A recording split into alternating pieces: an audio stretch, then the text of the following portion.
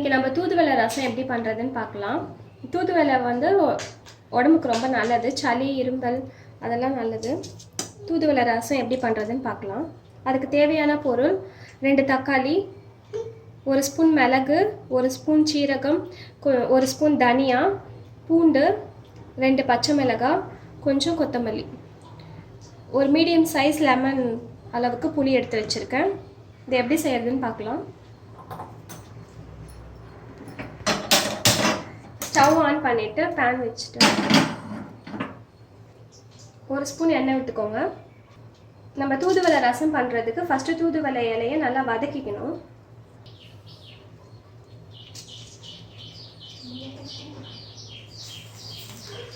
நம்ம இந்த இலையை வதக்கியும் ரசம் வைக்கலாம், அப்படியே பச்சையாகவும் ரசம் வைக்கலாம். நம்ம இந்த மாதிரி வதக்கி வைக்கும் போது அதில் கொஞ்சம் கசப்பு கம்மியாக தெரியும். இதில் முள்ளுலாம் இருக்கும், இதை க்ளீன் பண்ணணும்னு அவசியம் கிடையாது, ஏன்னா நம்ம அரைக்க தான் போதும்.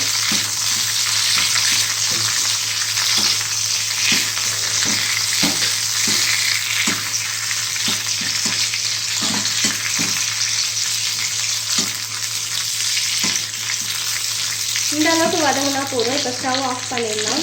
இது கொஞ்சம் நேரம் ஆறட்டும். மிக்ஸி ஜாரில் நம்ம ரசத்துக்கு எடுத்து வச்சிருக்கிறது எல்லாத்தையும் ஆட் பண்ணிக்கலாம்.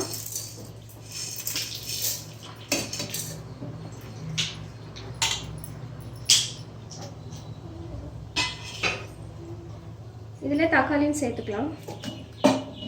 சேர்த்து நல்லா அரைச்சிக்கணும்.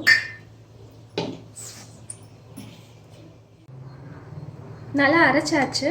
இப்போ இதில் தூதுவளை இலையை ஆட் பண்ணிக்கலாம். ஆட் பண்ணி இதையும் நல்லா சேர்த்து அரைச்சிடலாம். நான் மிக்சியில் இப்போ இதை நல்லா அரைச்சிட்டேன். இப்போ இது கூட கொஞ்சம் புளி தண்ணி ஆட் பண்ணிக்கலாம். ஸ்டவ் ஆன் பண்ணிவிட்டு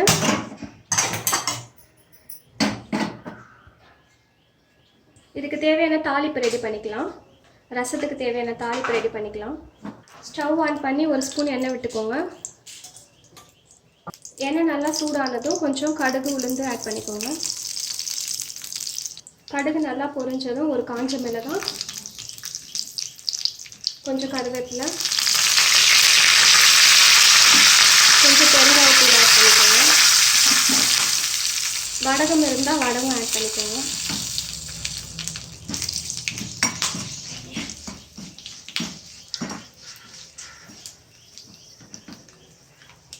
இப்போ இந்த தாளிப்பு ரெடி ஆயிடுச்சு.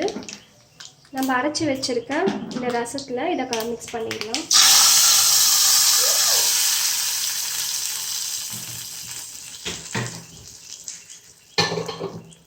ரசத்துக்கு தேவையான அளவு தண்ணி ஊற்றிக்கோங்க.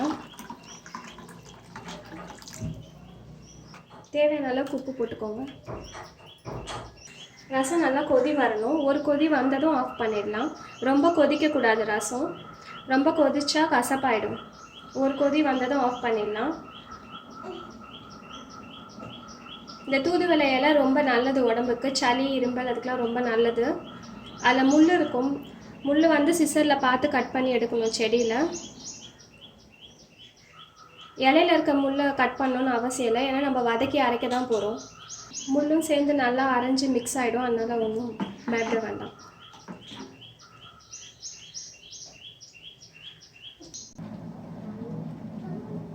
இப்போ ரசம் நல்லா கொதி வந்துடுச்சு. இந்த டைமில் நம்ம கொஞ்சம் மல்லி தூவி இறக்கிடலாம்.